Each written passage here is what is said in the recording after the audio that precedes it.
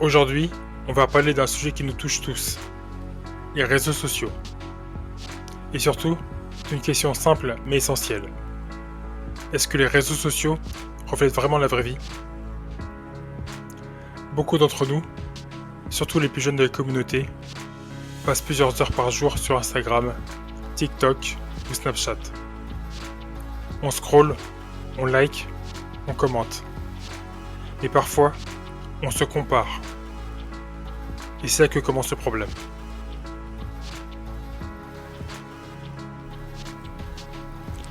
Bonjour et bienvenue sur cette nouvelle vidéo du Profil Noir.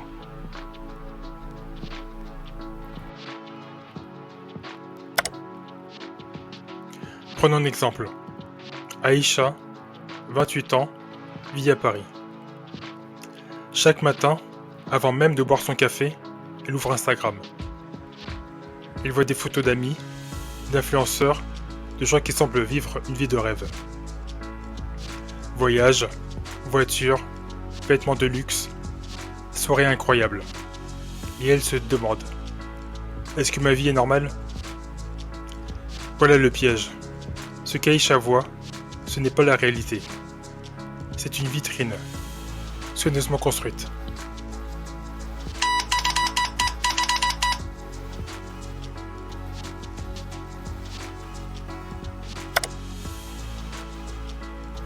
D'abord, parce que ça paraît spontané. Une story, une vidéo, un selfie, on croit que c'est pris sur le vif. En réalité, derrière, il y a souvent 10 prises ratées, des filtres, des retouches. Ensuite, parce qu'il y a la preuve sociale. Des centaines de likes, des milliers de vues. On se dit, si autant de gens regardent, c'est que c'est vrai. Mais non. C'est juste le reflet d'un algorithme. Enfin, parce que nos amis eux-mêmes postent surtout leur réussite. Et nous, on se compare. Résultat, on a l'impression que tout le monde vit mieux que nous.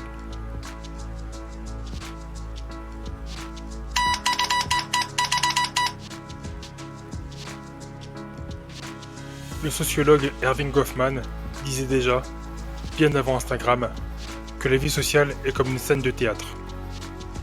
Chacun joue un rôle. On choisit nos habits, nos mots, nos gestes. Les réseaux, c'est exactement ça, mais amplifié à l'extrême.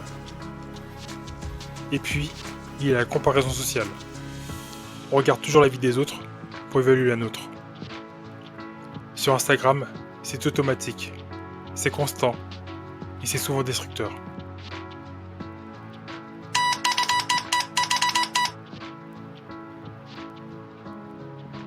Pourquoi ça marche si bien?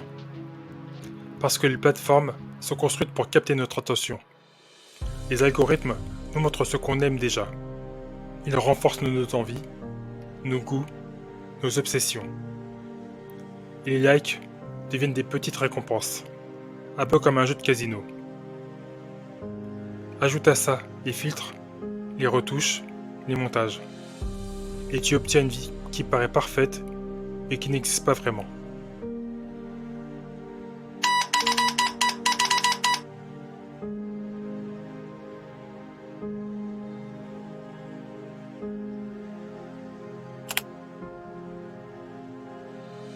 Maintenant, parlons un peu de nous. Pour les jeunes d'origine africaine ou de la Caraïbe qui vivent en Europe, il y a une pression supplémentaire. D'un côté, on veut s'intégrer ici, montrer qu'on a réussi. De l'autre, on veut rendre fiers, voire impressionner nos familles restées au pays. Alors on poste des photos où tout semble parfait. On montre la belle vie, le beau quartier, la voiture de location du week-end. Mais derrière, la réalité est parfois tout autre. Job précaire, stress du loyer, solitude. Et ça, c'est lourd. C'est épuisant de jouer un rôle en permanence.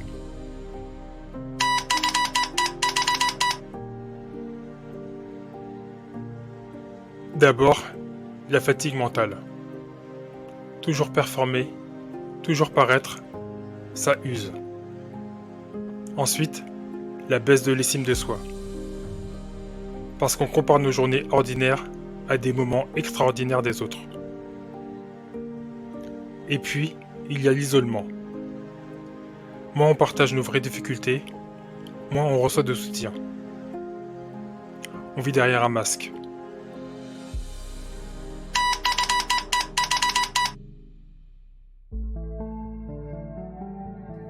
Alors, qu'est-ce qu'on peut faire? Voici quelques pistes simples. 1. Limiter le temps sur les réseaux. Même 1 heure de moins par jour, ça change tout. 2. Faire du tri dans son fil. Suivre des gens inspirants, pas seulement des vitrines irréalistes. 3. Prendre des pauses digitales. 1 jour par semaine sans réseau. Ça paraît difficile, mais ça libère. 4. Partager aussi les coulisses. Être vrai, montrer les galères, pas seulement les réussites. Ça crée plus de liens qu'on ne le croit. 5. Et surtout, se rappeler que le feed, ce n'est qu'un extrait choisi, pas une vie entière. On peut aussi parler entre nous, avec nos amis, nos familles, nos communautés. Créer des espaces où on dit la vérité, pas seulement où on met en avant l'apparence. Parce que c'est dans l'authenticité que naît le soutien. Alors, est-ce que les réseaux sociaux reflètent la vraie vie? La réponse est simple, non. Ils en montrent une petite partie, soigneusement mise en scène. Ils peuvent être utiles pour rester connectés, pour s'inspirer. Mais ils deviennent dangereux quand on les prend pour la vérité. Alors, la prochaine fois que tu scrolles, pose-toi cette question. Est-ce que ce que je vois est la réalité ou juste une vitrine? Et rappelle-toi, ta vraie vie, c'est celle que tu vis hors écran, avec ses hauts, ses bas, ses efforts et ses petites victoires quotidiennes. Et c'est elle qui mérite ton énergie, pas seulement un filtre. Si tu es resté jusqu'à la fin de cette vidéo, merci de l'avoir regardée.